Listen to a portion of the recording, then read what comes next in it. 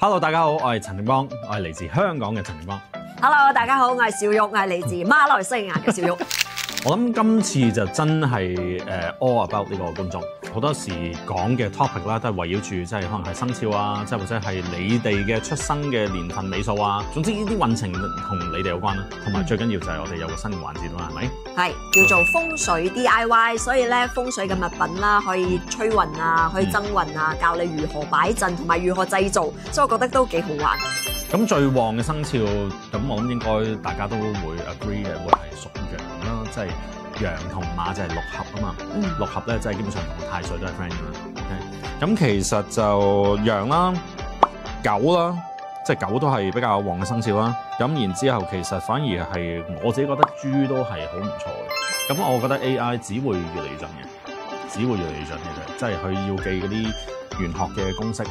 可能仲犀利過我哋人腦添，即係其實佢哋去到某個準程度咧，就指日可待嘅啫。你有嘅就係我算嘢之餘，我係有另外一種感覺，即係嗰種直覺就可以同個客人，彷彿好似聽到客人嘅心聲，即係聽到嗰個人咧就係佢心裏邊諗嘅嘢，你會好 relate 到佢。咁呢啲係 AI，我覺得係暫時未做到。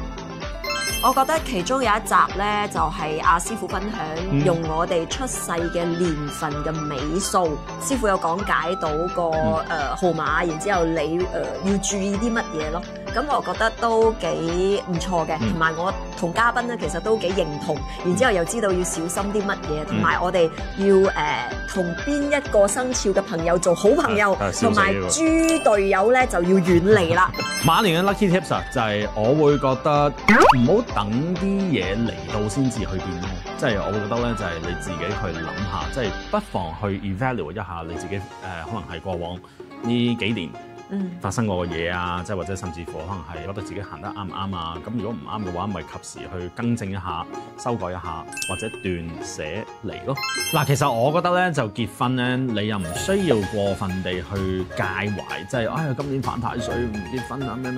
嗱，我淨係講個現實俾你聽，我幫人哋算咗命咁多年，幫人哋解決咁多問題咧，我就唔係嗰啲死硬派話，你今年咩犯太歲咁，所以咧唔好結婚。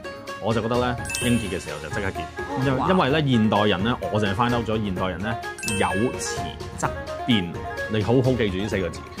有遲則變，即係咧遲咗咧變數就會多，變數唔係我哋想要嘅嘢啊嘛，啱啱先喺感情上邊，咁所以咧就情到濃時嘅時候，你覺得啱嘅，好好去結啦。有得嫁就即刻嫁，真係㗎，你唔好理咩年份。咁如果真係馬年嘅，咁咪避開農曆5月同埋農曆11月咯。放過多咧就的確唔係咁好嘅，即係尤其是咧，我覺得你可以放喺你嘅面前，好過放喺你嘅背脊。咁呢個都係一個少少嘅 tips。咁如果掛住喺個包包咧，掛個10個咧 OK 冇？咁冇問題嘅，即係我自己都會有啲 figure，咁我都會放少少，但係我唔係放得過多，因為放背後咧有個問題，就係少人，即係假設真係少人咧，我望到佢冇問題㗎。係。